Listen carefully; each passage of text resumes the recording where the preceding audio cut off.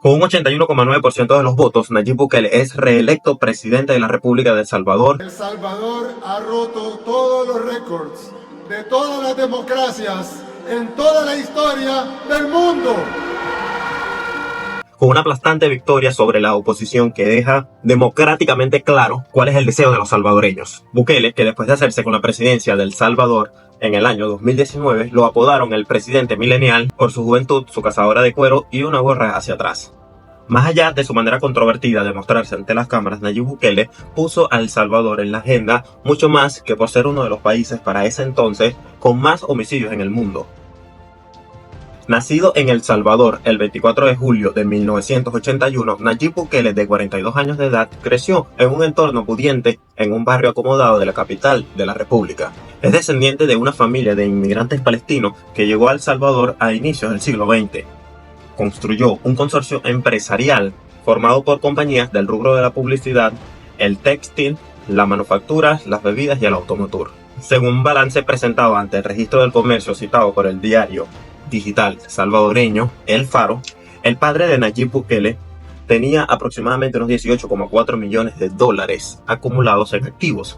Nayib Bukele fácilmente podría conocerse como un político que no cree en ideologías. Así como él mismo señala, y hay gente que sí tiene una ideología de derecha, de los cuales no se puede salir porque es de derecha. Y si es de izquierda, tiene un concepto de dogmas de los cuales no se puede salir porque es de izquierda.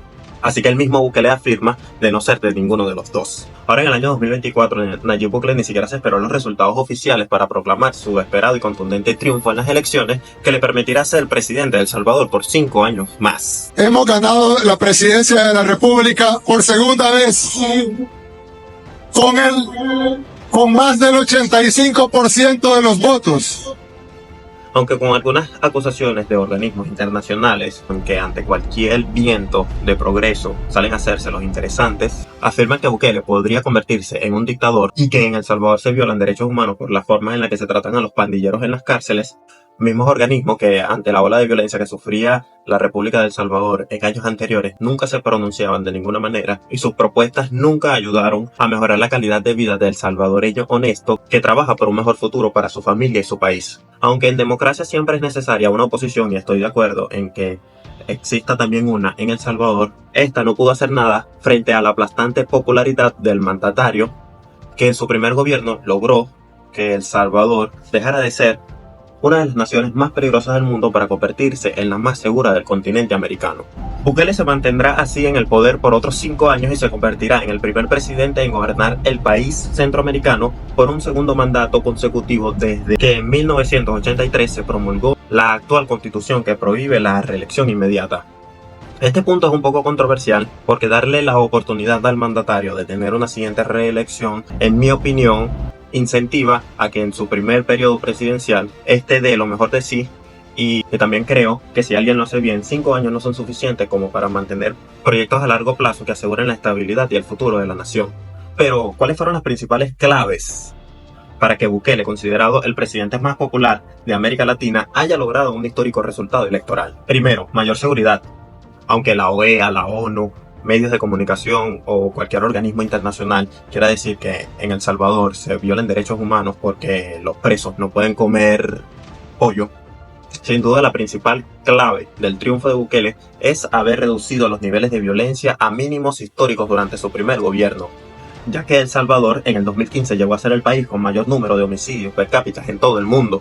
Desde que se aprobara en marzo de 2022 el régimen de excepción en el país, más de 75.000 personas fueron detenidas por presuntos vínculos con las pandillas que durante décadas aterrorizaron a los salvadoreños y que en la actualidad se encuentran prácticamente desarticuladas. La seguridad regresó a la mayor parte del país. Los salvadoreños aseguran que pueden transitar libremente entre zonas que antes contaban con fronteras invisibles al estar controladas por pandillas rivales. Comerciantes y empresarios dejaron de sufrir extorsiones y otros países se interesaron por aplicar el modelo de mano dura de Nayib Bukele. Además de la seguridad lograda en El Salvador por parte de Nayib Bukele, también es importante resaltar la alta popularidad y el cambio de imagen para el país. Pese a las críticas de los supuestos defensores de los derechos humanos, Bukele es considerado el presidente más popular de América Latina con un índice de aprobación de hasta un 90%. Su posición ante la pandemia del coronavirus, la construcción de grandes y modernos hospitales en el país, la construcción de la Biblioteca Nacional de El Salvador, el presidente adoptó otras iniciativas para atraer las miradas hacia El Salvador y transmitir una nueva realidad. Así convirtió a El Salvador en sede de grandes eventos como el Miss Universo o los Juegos Centroamericanos y del Caribe. Así también recibió la visita del Inter Miami de Lionel Messi para jugar contra la Selección Nacional de Fútbol. Además, El Salvador asistió recientemente a la construcción de grandes megaproyectos financiados por China, como el nuevo Estadio Nacional o la impresionante Biblioteca Nacional, una gran urna de cristal de 7 pisos y 24.000 metros cuadrados que funciona las 24 horas durante todos los días del año desde su inauguración en noviembre. Sin embargo, pese a estos cambios de imagen, mejorar la economía seguirá siendo el gran reto de Nayib Bukele para este nuevo mandato.